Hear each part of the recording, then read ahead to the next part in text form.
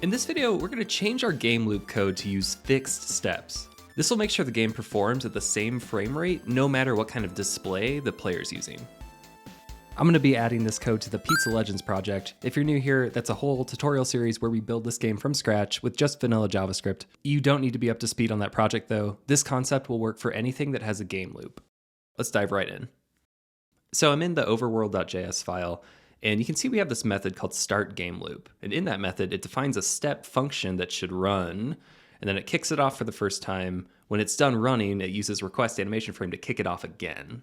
So if a user has a really high refresh rate monitor, they could potentially see the game running a lot faster than what I see. So we're going to change it up here to make sure it runs at the speed that we expect. The first thing I'm going to do here is separate the work that's happening from the timing that the work happens again. So I'm going to make a dedicated method here called GameLoopStepWork. And we're just going to move all the code that's doing the things, all of the updating characters and all that stuff, into this dedicated method. Then from there, we're going to control the timing on when this method gets called. Grab all of this stuff that's happening, move it to our new method. So that's about the same. I'll collapse this so it's easier to read. I'm going to invert the logic on this block here. So we'll just say if this.map is paused, we can go ahead and stop here. Same result, but the logic's just a little bit easier to follow. I want to go ahead and rename this to step function to be a little bit more clear that it's a function. And then I'm going to remove this middle arrow function. We'll see why in a second. And we'll also wrap this first call in the same way. Now, requestAnimationFrame is going to pass in a timestamp to the function that's called here. And so we have access to that here because we're calling it in this way now. So we'll call that timestamp ms. So I'm going to add a little tracker up here that's called previous ms. Const step is going to be 1 divided by 60. So in 1 second, we want to see 60 frames.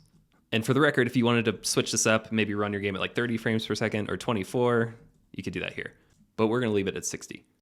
Now, the first time this is called, previous ms will be undefined because we haven't given it a value here. So I'll add a little block here that just says, if previous ms is undefined, go ahead and set it to whatever timestamp is. Now we always have a time to work with.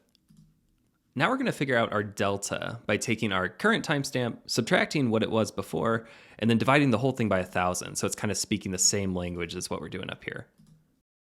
So now while our delta is greater than or equal to the length of a step that we want, we can go ahead and do the work here. And then we'll remove that progress from the delta. Whether we did the work or not, we're going to go ahead and update our previous ms so we have a good comparison value next time the loop comes around. Real quick, this is just the business as usual tick, and this one is the first kickoff tick. So this loop will still run per the cadence of requestAnimationFrame per the user's hardware display, but we're only potentially going to update things in the game if this condition is true. And so here's where we can call our method that does the work.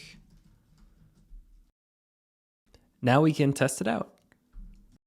Now I'm back in the game and you can see it's running as expected still. Talk to people and everything still works. And now we'll switch to a different machine. Here I'm running the code on a machine that has a faster refresh rate, and you can see that it looks just the same. Now our objects could benefit by using this delta time. So say we take it and we pass it in to the function that does GameLoopStepWork, and then up here we could use it and say we could like pass it to our objects here.